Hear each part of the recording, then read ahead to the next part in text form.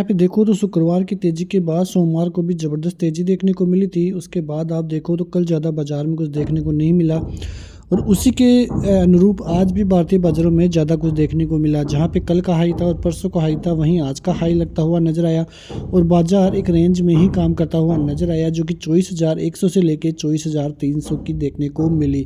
तो यहाँ पे कुल मिला के देखें तो भारतीय बाज़ारों का मूड माहौल कंसोलिडेशन का है, जो कि हम लगातार बात कर रहे थे कि भारतीय बाज़ार नीचे बॉटम बना के आए, उसके बाद अच्छी खासी तेज़ी देखने को मिली और ये कंसोलिडेशन यदि 102 दिन और रहता है तो काफ़ी अच्छी तेज़ी के अनुमान फिर आगे ऊपर देखने को मिल सकते हैं, क्योंकि जब हमारी रेंज थी वो थी 24,000 से लेकर 24,500 की।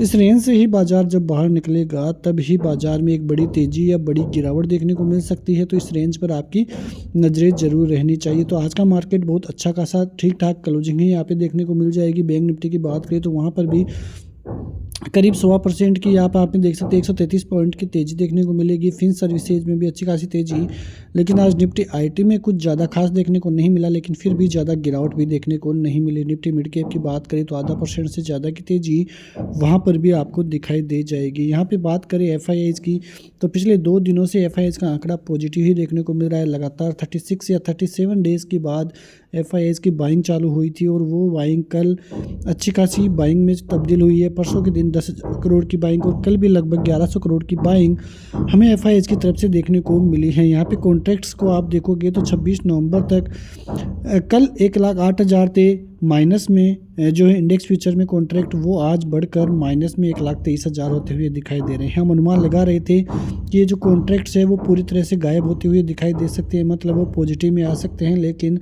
ऐसा नहीं देखने को मिला है। लेकिन फिर भी केस में अच्छी खासी बाइंग यदि 2 से 3 दिन और एफआईआईज़ की तरफ से देखने को मिलती है तो आगे की जो सेंटिमेंट है काफ़ी ज़बरदस्त तरीके से पॉजिटिव होते हुए नज़र आते हुए दिखाई दे सकते हैं। एक तरफ देखें तो भारतीय बाज़ारों का मूड माहौल सुधरता हुआ दिखाई दे रहा है, वहीं चाइनीज़ बाज़ारों की बात करें तो वहाँ पर ब्रोकरेज हाउसेस ने उनके टारगेट्स में कमी देखने को मिली है। लेकिन बड़ी खबरें भी आपको देखने को मिल जाएगी अमेरिकी बाज़ारों की तरफ से। आप यहाँ पे स्क्रीन पे देख रहे होंगे कि अमेरिकी बाज़ारों में जो खतरा है वो बढ़ता हुआ दिखाई दे रहा है। यहाँ पे डोनाल्ड ट्रंप के दूसरे कार्यकाल के लिए वापस आने के साथ ही अमेरिका को ऋण का संकट का सामना करना पड़ सकता है, जिसका राष्ट्रीय ऋण 36 ट्रिलियन डॉलर तक पहुँच गया है। बढ़ते बोझ से अर्थव्यवस्था को खतरा तो देखने को मिल रहा ही है। विशेषज्ञों का कि अनुमान है कि आने वाले वर्षों में जो ये ऋण है उससे जीडीपी अनुपात 200% हो जाएगा। एलन मस्क और विवेक राधास्वामी के नेतृत्व में सरकारी खर्च में कटौती करने की ट्रंप की योजना को बढ़ती ब्याज दरों और बढ़ती ऋण सेवा लागतों के कारण चुनौतियों का सामना करना पड़ सकता है, जिससे जो सकल घरेलू नीतियाँ है और देश के आर्थिक भविष्य दोनों पर ही बहुत तगड़ा असर देखने को मिल सकता है। तो ये एक बहुत ही बड़ी खबर अमेरिकी बाज़ारों के लिए आकर जो है सामने आती हुई, जो कि एक बहुत तगड़ा झटका अमेरिकी बाज़ारों को दे सकती है। उसके अलावा एक बड़ी खबर की बात करें, फेड की मिनट्स कल आती हुई दिखाई दी थी, जहां से साफ साफ संकेत अब दिखाई दे रहे हैं कि दिसंबर में ब्याज दरें हैं उनमें फिर से कटौती देखने को मिल सकती है। 25 बेसिस पॉइंट की कटौती की संभावना है और जो बड़े लोग आशंका जता रहे हैं उनमें अभी तक तो 66% लोगों का ये मानना है कि दिसंबर में भी ब्याज दरें कम होती हुई दिखाई दे सकती है। और यदि ऐसा होता है तो वो ग्लोबली मार्केटों के लिए काफ़ी पॉजिटिव संकेत बनते हुए दिखाई दे सकते हैं। उधर इजराइल और हिजबुल्लाह के बीच भी काफ़ी अच्छी खबरें आती हुई दिखाई दी है। 45 डेज़ के लिए सीज़ फायर का ऐलान वहाँ पे कर दिया गया है और इजराइल का साफ कहना है कि यदि इसका उल्लंघन होता है तो हम अपनी रक्षा में कुछ भी करते हुए दिखाई देंगे। तो ये एक बहुत ही अच्छी और पॉजिटिव खबर देखने को मिली।